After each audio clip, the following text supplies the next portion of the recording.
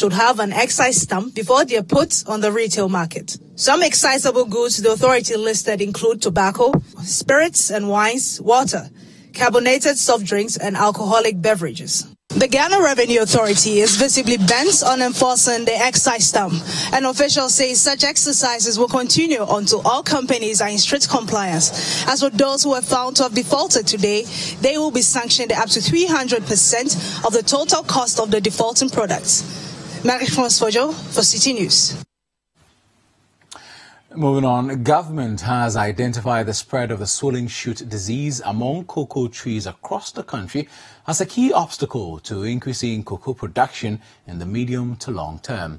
In order to combat the impact of the disease, government is embarking on a massive rehabilitation exercise which would see millions of affected cocoa trees cut down. But how will affected cocoa farmers cope with the mass rehabilitation of their farms? The following report has more.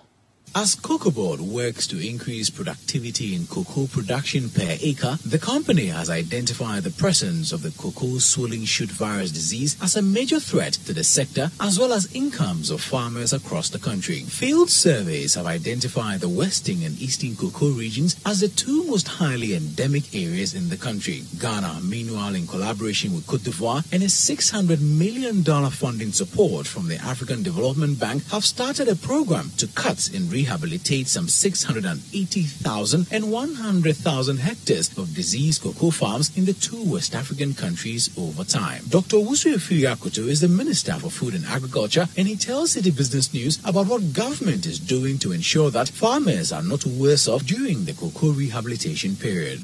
Measures are in place. We've started implementing programs to renew the aging capacity of the trees and to eliminate the swollen shoot, which is a huge risk and is spreading. And swollen shoot is a virus. You cannot spray against it. You have to kill the tree off. And in the process, what we've done is, since the farmer is going to lose income for the next 3-4 years with the replacement of the new tree, we have to give them some allowances. So yearly, those who are participating in the program, they'll be given some grants over a 3-4 year period to support them whilst the new varieties resistant to swollen shoot is put in place. So previously, the previous government didn't do that. They just admonished farmers to take out trees and had withdrawn these allowances. And then the Akufo-Addo government comes in, he reinstates this very noble idea that the farmers cannot live 3 years without any harvest, and therefore giving farmers who are participating in this program a grant, and that is working. I mean, we started the program only 5 weeks ago, and you go to Western region, you'll see exactly what I'm talking about. It's already showing a lot of success. Farmers are now very willing to participate, to take out the diseased trees and the trees which are 30-40 years old, which have gone beyond their economic yields, and are replanting with new varieties, very high-yielding new varieties, disease-resistant varieties, which is going to put this industry in a solid position for the next decades ahead of us. The cutting down of old and diseased cocoa trees in Ghana, which began on 23rd August this year, will by the end of the year cover 10,000 hectares of diseased farms. Speaking of the country, the national president of the Ghana Cocoa, Coffee, Shea Nut Farmers Association, Alhaji Alhassan Bukari, in a speech read on his behalf, expressed support for Cocoa Board's efforts at stopping the spread of the swollen shoot disease to improve productivity. We appreciate the interventions government has made through Cocoa Board in the cocoa industry, which include the mass spraying exercise, distribution of free cocoa seedlings, among others, to farmers. We shall continue to support government to implement any intervention or productivity if the government, through Cocoa Board, will intensify educational programs on the swollen shoot diseases that is adversely affecting the cocoa tree in the various farming communities across Ghana. We would again be happy if the Minister of Agriculture will also roll out programs to eliminate poor pest control by farmers that have existed over the years. Meanwhile, the cocoa processing company CPC is confident of meeting the market demand for refined cocoa products to be presented by global online retail business Alibaba. The Chinese multinational is to finalize an agreement with the government of Ghana for the supply of refined cocoa products to be sold on its platform. This is to boost Ghana's presence on the global market and improve the cocoa sector. Now, some are, however, questioning the ability of the CPC to meet the volume of demand considering its current production levels. But the managing director of the cocoa processing company, Nana Ejini Boateng, explains that the new strategy it is embarking on should enable it meet the task. The total capacity against the production of 900. That's like because if you move into the tertiary, even in semi-process, my brother, even if now that the base is about 2,000, you do 80% liquor, that alone is on a ratio of about $2,600. Well, what it means that net, if you add value to the bean, even with CPC where our production capacity, production cost is a bit high, there's still a certain margin which you can get when you add value, even in the form of butter and powder. Whether semi-finished or tertiary, it is better than maybe taking beans and say we have excess surplus market and for that matter, we cannot buy and then they will be demanding the price of what the heck will be. That's why government is looking at it and say added value and processing more, which one then give it a price. Well, moving away from cocoa, customers of SH Life Assurance Company today massed up at the company's head office at Asylum down here in Accra to collect their premiums. The customers complained that although their policies have matured for the past 6 months, all efforts to collect their checks have proved futile. Hence, their decision to mass up at the premises of the company. My colleague Nanoe Ankra has more in this report. The customers, mostly workers from government institutions, have come from various regions, including the Ashanti, Western and Eastern regions, after their inability to take their money from the regional offices. They have signed up to life assurance policies that allow the company to deduct some fixed amount from their salaries for a period not less than a year, with assurance from the company that their premiums will be given to them once the money matured. But those who spoke to me say management of the company has refused to pay them, although their policies have matured. My money matured in January. I'm supposed to take my money. Anytime I come here, please come next week, next month. For 6 months, I've been coming here, and it seems I'm not getting my money. So I need my money today. My main problem is we are doing an insurance policy, which is for 3 years. And there is a maturity date. And ours was in March.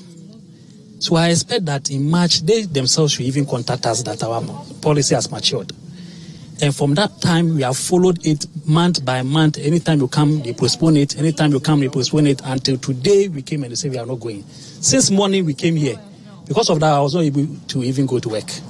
This customer who traveled all the way from the Brong-Ahafo region complains that some deductions were made from her account, although she did not sign up to any policy. Somebody just took my particulars and sent it there. And before I got to know, it was 1.5 years. That is 1 year, 6 months. So I traced up to Sunyani. I'm from Techima. I traced up to Sunyani. And then they looked for the person. And the person said he's sorry for that mistake. Management of the company is blaming the situation on the collapse of Capital Bank, owned by Atu Asian, who is also a majority shareholder of SH Life Company, as well as some sanctions slapped on the company by the regulator, the National Insurance Commission. Kingsley Atagansa is head of executive projects at SH Life. Our regulator asked us not to write new businesses, so it's like we have not been working from almost a year now. You can imagine how it means if you are not working. So it means you rely on the previous businesses. That is why we are unable to meet. We are unable to pay all the maturities. So from the explanation given to me by management of the company, there is no hope that the customers will receive their money today. However, a lot of them who spoke to me, who have come from other regions, say they will stay at the premises of the company until they are able to withdraw their maturities. Reporting from Asylum down here in Accra, I am Nana Yankra for City News. You're still watching the Business Dashboard. We're going for a break. When we do return, Voltec Ghana embarks on a project to provide water to 2,000 students in 5 schools in the next year. We'll tell you more when we return.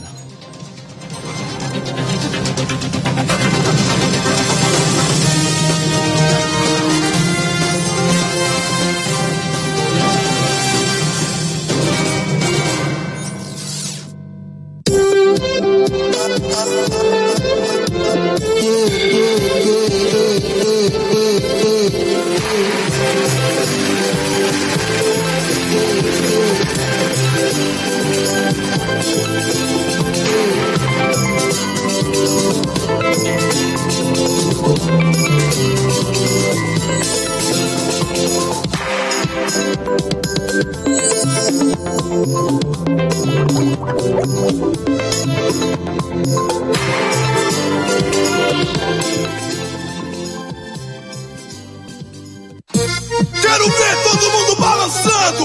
Ninguém pode ficar parado. É só loucura. Mexe. Witness the twisted and tangled story of betrayal, greed, vengeance, and love in the award-winning Brazil Avenue. Carminia, a woman led by greed, gets rid of her husband, who is Rita's father, and sends Rita away to a filthy landfill. Rita finds love in Batata, but they are soon separated by adoption into different families, far away from each other. Many years later, all paths cross again, as Rita, now a renowned chef, seeks to pay back her stepmother for taking away her happiness as a child. It's a story of twists, turns, suspense, and thrilling action in Brazil Avenue. Brazil Avenue, coming soon only on City TV. Brazil Avenue.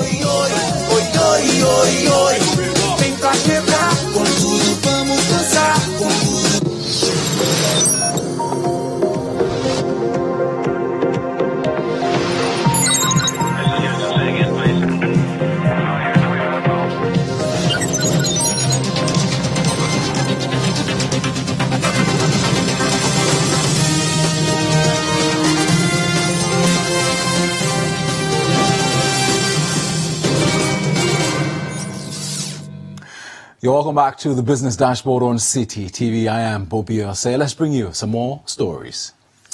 Now, Voltec Ghana Limited, in partnership with Jal Dahara Foundation, are embarking on a project to provide water to 2,000 students in 5 different schools across the country for the next year.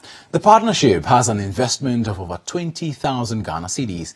The move forms part of Voltec's corporate social responsibility. There is more in the following report.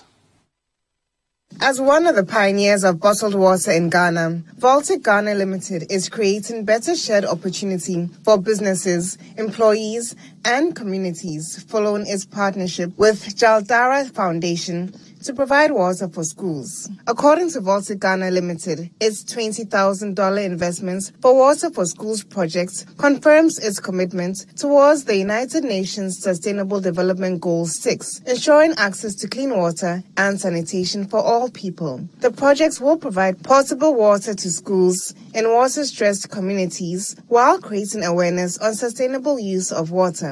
Public Affairs and Communication Manager Joyce Ahiadome throws more light on the project. At Voltec, we champion 3 major sustainability, or what we call corporate social responsibility. So we call them the 3 W's. We have women, water, and waste.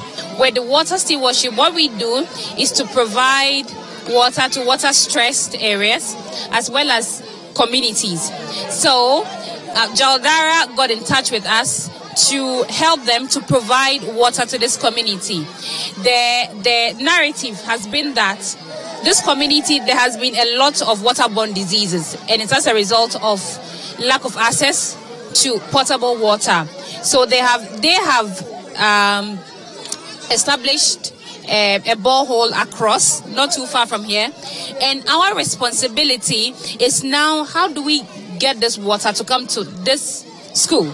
So how do we get it is to get these gallons, fill them with water every day, and then we pay for the transportation to the school. So the project is born out of our corporate social responsibility to see that deprived schools and deprived communities are given access to potable water, which is very essential for the body. Meanwhile, country head at Jaldhara Foundation, Shambhu Kumar, said the projects might be extended should the partnership give them the results they are seeking. Jaldhara Foundation is a non-profit organization. With the collaboration with the Volti Ghana Limited, this partnership is for 1 year for now, but it may be going to extend it based on the requirement and the sponsors, how we will get. The partnership will provide access to potable water to an estimated 2,000 students population in Ashanti, Eastern and Greater Accra regions. Choose quality, gain quality. Choose quality, gain quality. Moving on, the Institute of Statistical, Social and Economic Research, ISA, of the University of Ghana has called for focused attention on tackling the country's growing public sector debt. The institute says failure to meet domestic revenue mobilization targets coupled with increasing government expenditure make it difficult to deal with the debt situation. This is contained in the institute's State of the Ghanaian Economy 2017 report. There is more in the following report. According to the report, Ghana's GDP grew by 8.5% in 2017, an increase from the 3.7% rate in 2016, representing a substantial recovery from the downward trend beginning in 2012. For the financial sector, it says all interest rates for depositors increased except the 91-day T-bill rate between 2016 and 2017. Lending rates also increased, suggesting a higher risk premium in 2017 than in 2016. Meanwhile, the Ghana cedi depreciated against the US dollar by 11.2% and 11.5% based on the averaged interbank and forex bureau rate respectively.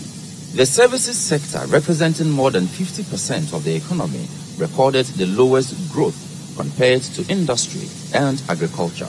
The subsectors, however, recorded higher growth rates in 2017 than in 2016. Hotels and restaurants, real estate, professional, administrative and support service activities, financial intermediation services, among others. Presenting the report, Director of the Institute, Professor Felix Ankoma Asante, says total government revenue increased from 16.6% in 2016 to 18.1% in 2017. While total government expenditure decreased from 26.1% in 2016 to 23.3% in 2017. Ghana's fiscal situation improved considerably in 2017.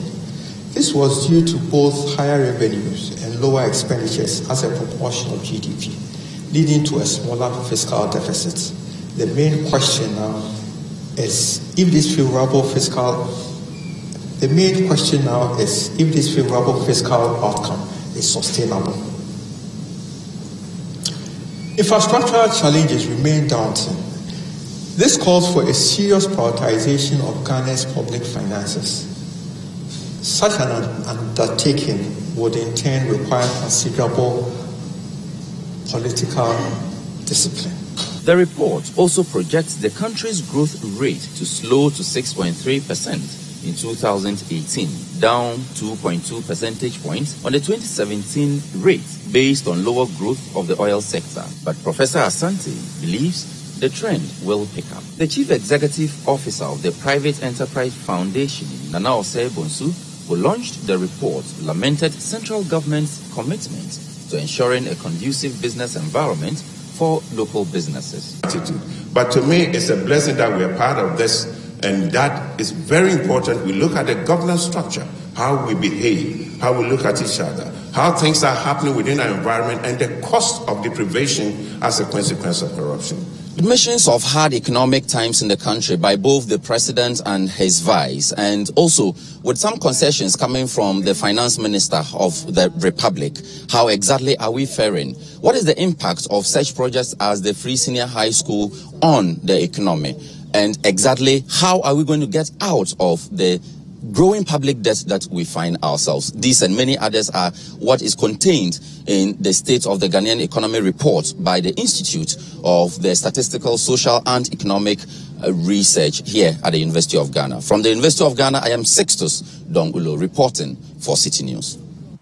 Moving on, the chairman of Parliament's Constitutional, Legal and Parliamentary Affairs Committee, Ben Abdallah Banda, says his committee is committed towards the enactment of a new Companies Act that can meet the growing needs of businesses in the country. According to him, the current act, which was put together in 1963, has long outlived its relevance, hence the need to beef it up. Speaking to City Business News at a stakeholder forum in Parliament on the new Companies Bill, he indicated that the committee is vigorously working on the over 300 clauses in the new bill. The ultimate purpose is to provide or engender an easeful environment for doing business in Ghana. And some of the provisions to the current provisions of the company law are not in tune with economic trends. For instance, the company law says that if you want to incorporate a company, you must state your object. So you cannot go outside your object. So when you go outside your object, that will be ultra vires the object of the company. A third party who is not an insider of the company, or who is not a member of the company, if the third party decides to work with a company, not knowing that the company has gone outside the objects of the company, how would this third party know? You understand? So what the Companies Bill intends to do now is to take away the necessity of incorporating objects of a company if you want to incorporate or register.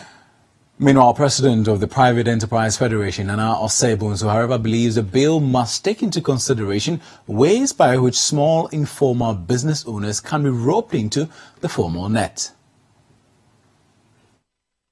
Establishment requirements, compliance issues, and other provisions of the Companies Bill apply to small and big companies without any distinction between them. In addition, the complexity of the incorporation requirements applying across board to both small and big companies hinder small business owners from incorporating into a formal business entity. One mechanism to attract informal sector into the formal sector is to consider the creation of a segregated type of companies which attract informal business owners. For example, having Tier 1, Tier 2, and Tier 3, etc. companies with different legal regime for each tier. And finally, Energy Commercial Bank is confident of meeting its target for the initial public offering within the 1-month period. The bank is offering shares to the public to enable it raise about 340 million cedis from the stock market. This should help it meet the 400 million cedi minimum capital requirement for commercial banks. Now, the optimism follows the launch of the IPO today. And that brings us to an end of today's edition of the Business Dashboard on City TV. For more news, do visit citybusinessnews.com.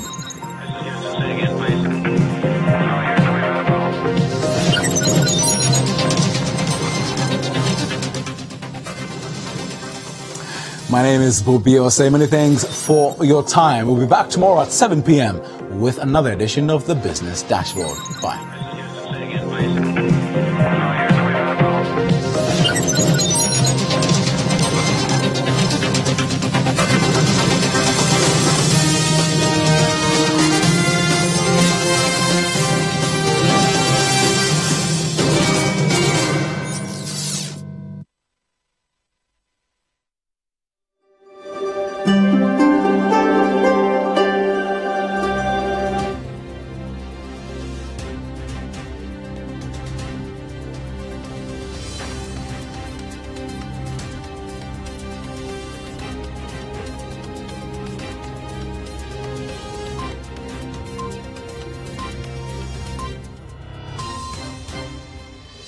This is DW News live from Berlin. Desperation deepens in Indonesia as the death toll surges to more than 1,200 following last week's devastating earthquake and tsunami.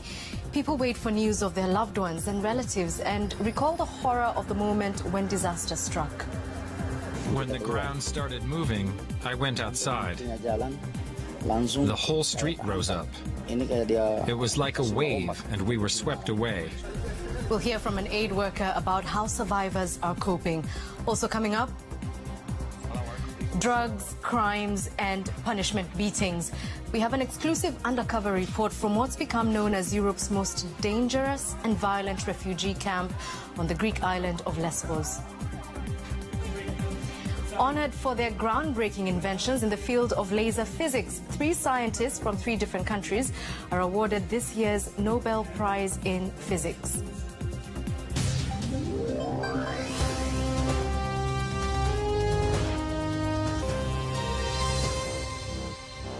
I'm Edith Kimani. Welcome to the program.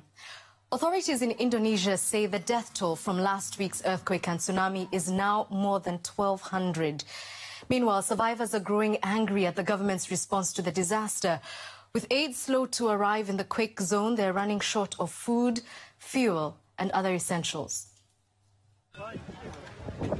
Days after the devastating earthquake and tsunami, survivors are still struggling to get hold of aid. Fuel is in short supply.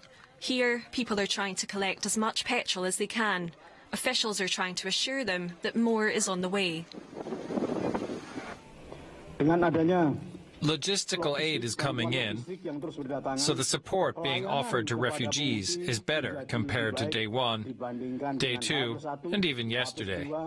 But we still need more time to take care of all the problems, because supply chains have been disrupted in the disaster zone. Karena supply demand logistik yang berada di daerah bencana memang mengalami gangguan. Aid shipments will have to contend with power outages and damaged roads like this. The damaged infrastructure is also making it harder to recover the dead. Amid all this, rescuers are continuing to search through the rubble in the hope of finding more survivors, despite longer and longer odds. Kita tetap optimis. We remain optimistic that they are alive. But scientifically speaking, by this time, after such an event, the chances of the body being able to survive such an ordeal are slim.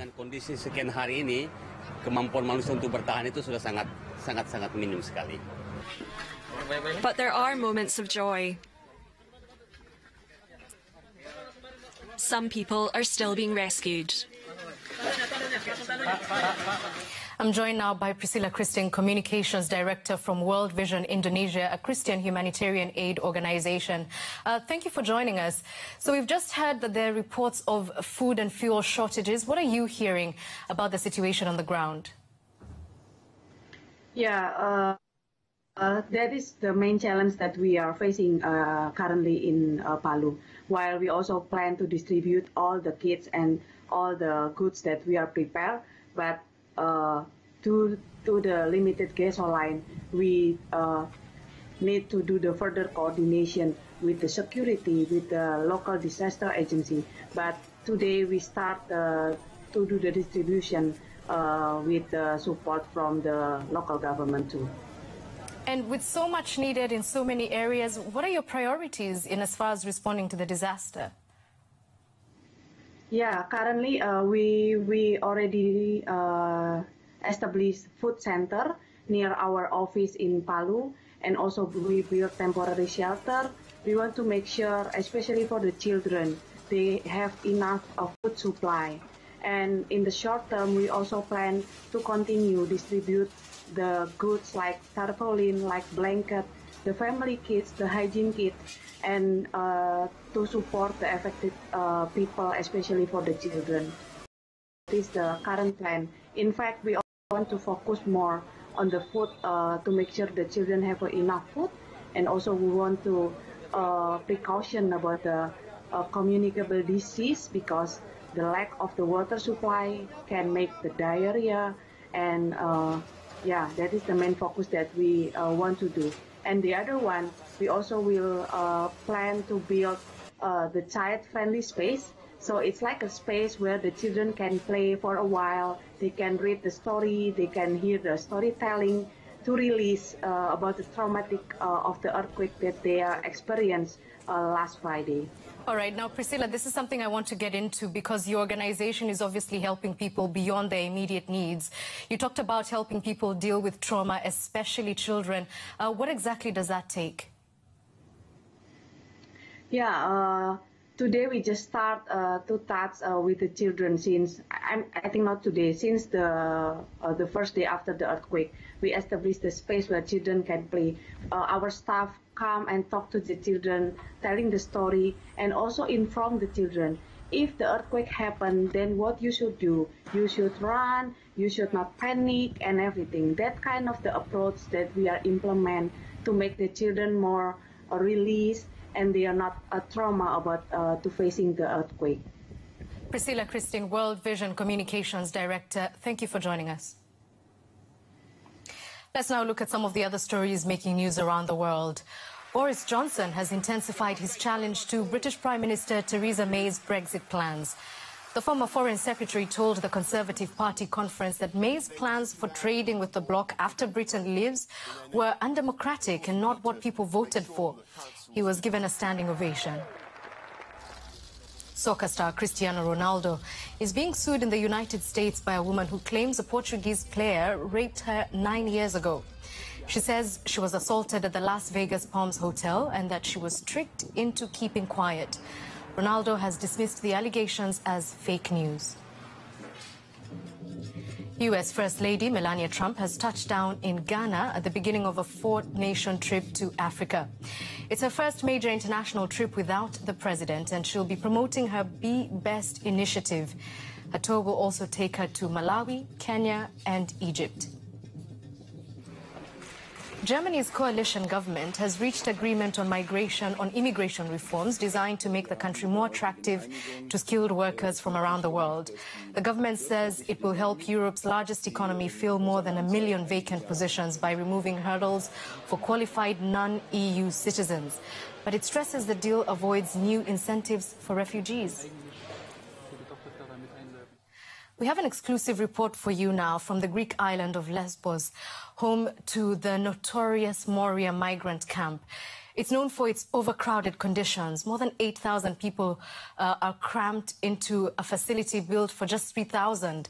Violence and prostitution are said to be commonplace. But in recent months, criminal activities at the camp seem to have taken on a new quality. People living there say they're being terrorized by Islamic State militants who've begun arriving from Syria. Well, DW's Bashir Amuna and Mariel Muller went to the camp to investigate. A bloody attack in Camp Moria last May. ISIS members were apparently the driving. Several were injured severely. Some attackers were arrested. When they attack, it's about 20 of them who gang up on you. They hit you with metal bars. They're merciless. They'll shout the same slogans that ISIS members would. Allah is great, or ISIS will remain and expand. Ahmed escaped from Iraq to Lesbos.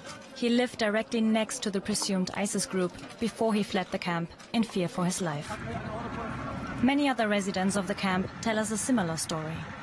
They are so fanatic, killing, about raping, about stealing. If you not Islam, I can't rape you. I cannot tell anyone. They have spies everywhere. We want to see what's really going on inside the camp. Just one last time, check. Thank you. We're not allowed in, so 2 former residents go in for us and take a hidden camera with them. Moria is like a lawless slum. 8,000 refugees live here under inhumane conditions, NGOs say. The camp is increasingly being controlled by criminal gangs. First up, a cafe run by Abu F. He's one of the group's ringleaders. Hash, crystal meth, pills, you can buy anything here, our informants tell us. The man behind the coffee machine is one of Abu F's henchmen. Reda is one of our informants. He leads us to level 3 of the camp, apparently under ISIS control. The group consists of about 50 men. Independent sources confirm that. 50 in a camp of 8,000.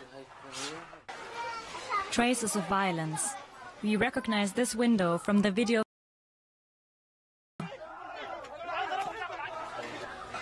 Here, ISIS graffiti on the wall.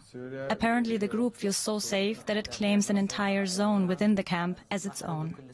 Reda feared for his life here. Now he lives in safety in his own apartment. He choked me and pressed a blade to my throat. Then he told his friends to come and he said, "Hold him down so I can slit his throat." Are there plans to export terror from inside the camp to Europe? The fact that they openly profess membership speaks against that. Meanwhile, German security staff confirm they have information about ISIS affiliates in Camp Moria. But what are Greek authorities and the police doing to stop the violence? The Greek Ministry for Migration Policy refused an interview.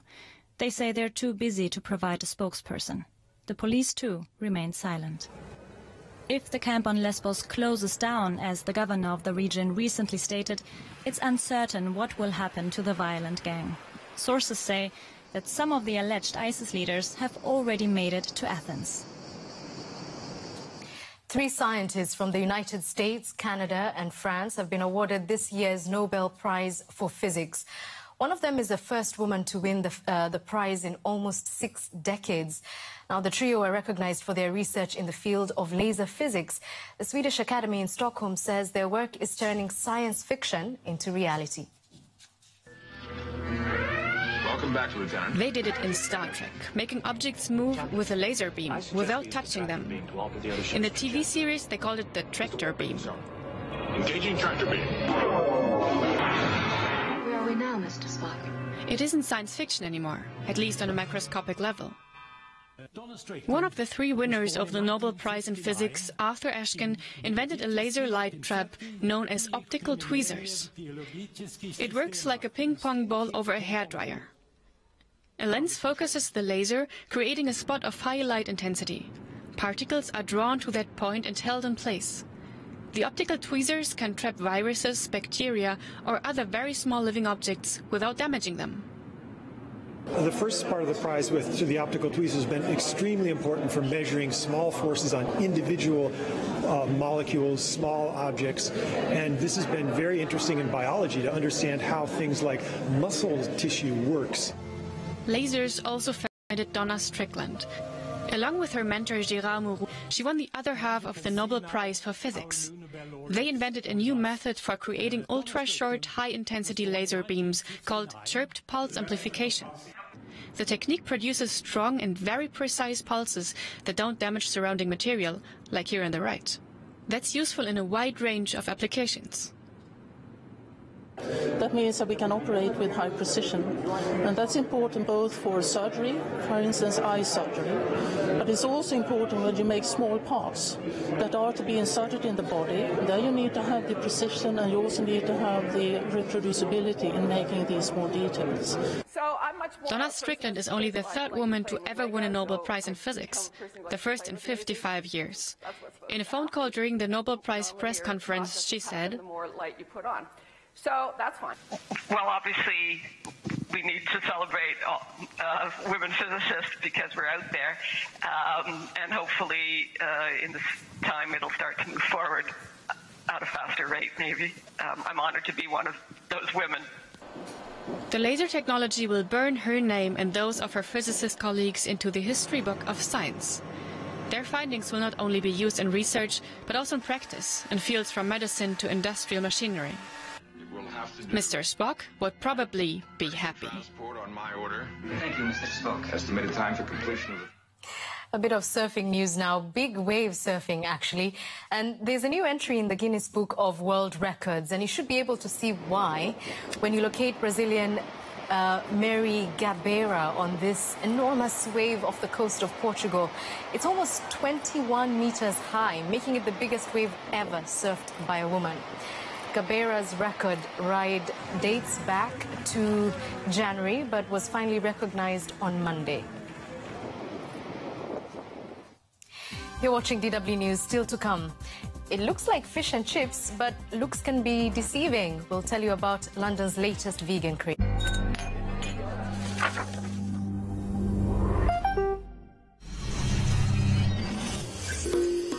first day at school in the jungle.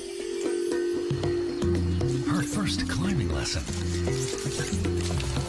And then, Dora's grand moment arrives. Join the orangutan on her journey back to freedom. In our interactive documentary, An Orangutan Returns Home. On DW.com, Orangutans. As long as the top managers do not go to jail, nothing will ever change. You know, the banks pay huge fines. And so what? The language of a bank is money. Speaking the truth. Global news that matters. DW, made for minds.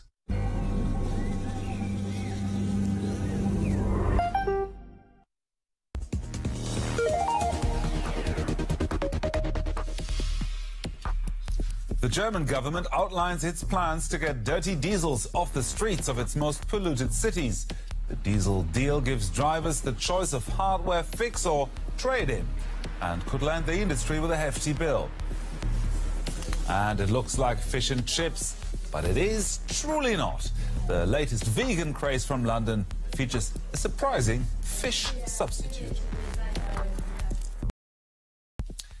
This is the DW Business. Welcome. Regions with high pollution can either have their vehicles retrofitted or receive a premium towards buying a new car. The aim is to reduce high nitrogen oxide levels that had caused some German cities to ban diesels in the past. The position of the German government is clear. Automakers will be in charge of making diesel cars in German cities cleaner. A long overnight session resulted in a few resolutions. They include hardware retrofits. The costs are to be borne by the manufacturers, not vehicle owners. Car makers also promise to offer discounts if older polluting cars are traded in for new vehicles or cleaner used models. Both will apply in 14 regions of Germany with especially high pollution. It's about avoiding driving bans, preventing restrictions on mobility, no additional or undue burden on diesel drivers. And the automotive industry has to show responsibility. These are the cornerstones of this concept. We want to secure the future of diesel. The agreement is pretty much up to the discretion of automakers, though.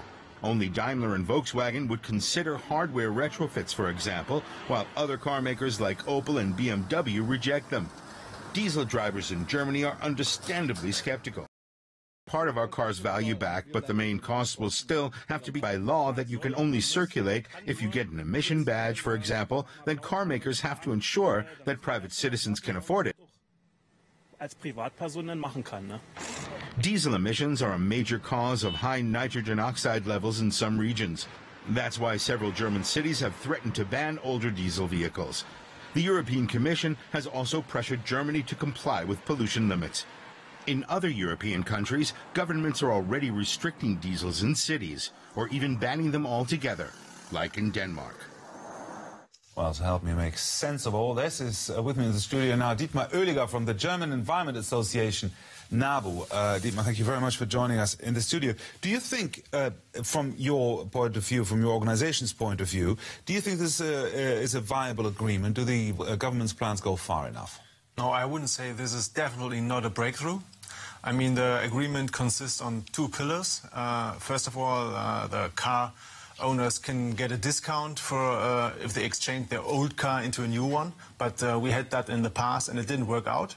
What we need, and that is what all the experts, including the German EPA, the Umweltbundesamt, says, we need a retrofitting of hardware in the consisting cars. But this is only a little part of the agreement we saw today. I mean, is this all a storm in a teacup? We heard about Germany's most polluted cities there. Just give us an idea of the scale of the problem. Are people in these cities wearing masks to be able to breathe? Are scores of children dying? I mean, how big is the problem? You know, only in Germany about 12,000 people prematurely die because of these pollutants. The pollutants that come from diesel cars? Only from nitrogen oxides. Okay, not from diesel cars, but from nitrogen oxides. Yes, on top comes like particulate matter, like ultrafine particles, so there are more pollutants coming from the diesel engines. But this is now what we are talking about. 800,000 people suffer from this poisonous gas, and so it's definitely... How suffering? Well, you have asthma, or you'll have like other diseases, and so this is definitely not a peanut problem. People have said that if we would drop or loosen the level of particle emissions, we could more easily drop the more dangerous nitrogen dioxide emissions. Wouldn't that be a viable option? Well, I think this will not work out. We know since many years now that we have like limit values for nitrogen oxides. We know that the car industry has to deliver cleaner cars. Well, they failed. You know, they produced and they still produce dirty diesel cars. And therefore, it's not a technical problem. But isn't dirty constantly sort of reviewed upwards? What was clean yesterday is not clean anymore. Hasn't all these limits and all that, hasn't that pushed the industry too far into cheating, actually? I wouldn't say so. I mean, we have like limit values now that were decided many years ago from the European Commission. And this is a political agreement. You know, like World Health Organization, they said that even lower limits are advisable. So I wouldn't say that that we are panicking. Very good. Dietmar Oehliger from the German Environment Organization, NABU. Thank you very much for joining us in the studio. Thank you. And we stay on the subject. German carmaker Volkswagen has officially cut loose the former chief of its subsidiary Audi over his alleged role in the Dieselgate scandal. Volkswagen reports that by mutual agreement, suspended Audi boss Rupert Stadler is to vacate his place on the boards of VW and Audi, effective immediately. In June, Stadler was jailed on charges of fraud and obfuscation in connection with the emissions cheating scandal. Meanwhile, manufacturers are showing off their electric cars at the Paris Motor Show. Daimler presented the EQC, the car maker's first all-electric vehicle. It goes on sale next year. Manufacturers have invested billions in new battery technology as regulators clamp down on vehicle emissions. Denmark, for example, just announced it will ban the sale of cars with combustion engine from 2030 on. But consumers aren't willing to pay more for electric cars, with concerns about range and the lack of charging networks. Well, my colleague Janelle de Milan is at the Paris Motor Show today and joins me now. Janelle, the diesel agreement in Germany, is that a topic at all there in Paris? Oh, indeed, it very much is. And you can imagine, if you were a car maker, how annoying it must be to have the mistakes of the past dragged into the spotlight at a time where you're actually trying to present your... And in a sense, that annoyance is deeply felt here. I was talking to BMW earlier, and they told me that they were still very much against hard road retrofits because of the expense, because of the development time, because of the threat they think it represents to the durability of the engines. So suffice to say, this is going to be a discussion that continues beyond the Paris Motor Show, especially given that their reticence doesn't mean that this is a resolution. Now, Janelle, we just heard in that brief report before you came on that Denmark is banning the sale of combustion engine cars in 2030. What are other European countries planning, like France, for example?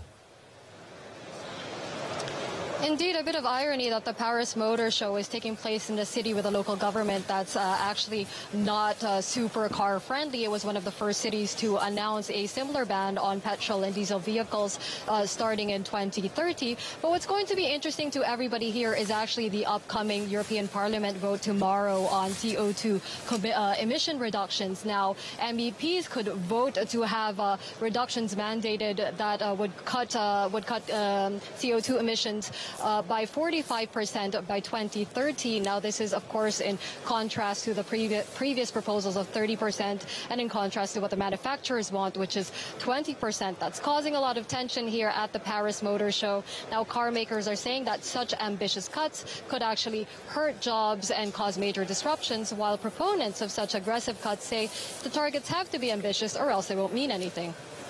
Is it all about emissions there at the motor show, or are there other big topics? You could actually take your pick. There are plenty of big topics around. You know, for example, there's Brexit and what the potential of disorderly Brexit could do to supply chains in Europe. There's also still the specter of looming U.S. tariffs on European cars, as well as a challenge presented by mobility startups like Waymo. What I am, however, not seeing is this euphoria in motor shows around self-driving cars and how they just seem to be just around the corner. Now, that tells me that car makers here are very much preoccupied with the problems of the present, and therefore the future seems increasingly uncertain to them as well. Thank you very much, Janelle. Paris Motor Show there. Thank you. The demand for vegan food is creating new crazes every week and new opportunities for anyone ready to cash in on the madness. One shop in London is now offering vegan fish and chips, but instead of fish, the owner uses some surprise ingredients. Here's a taster. If you think that this is fish and chips, you're in for a big surprise. Vegans who used to love fish and chips can now try the vegan rendition in London. One fish and chip shop owner saw increased demand for vegan food and decided to make London's iconic snack available to vegans too. Well, it all started back in January. There's Veganuary, and we thought we'd produce something vegan to put on the menu to see how it goes. It went really well. So then we introduced a full menu in one of our other branches. Again, went really well.